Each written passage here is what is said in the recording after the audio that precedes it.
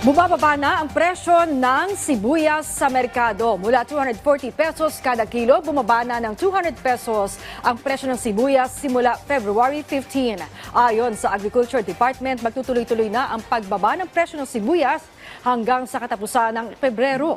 Nakatutulong sa pagkontrol ng presyo nito ang pagpasok ng imported na sibuyas sa bansa. Halos 100 tonelada ng red and white onions ang may clearance para sa importation.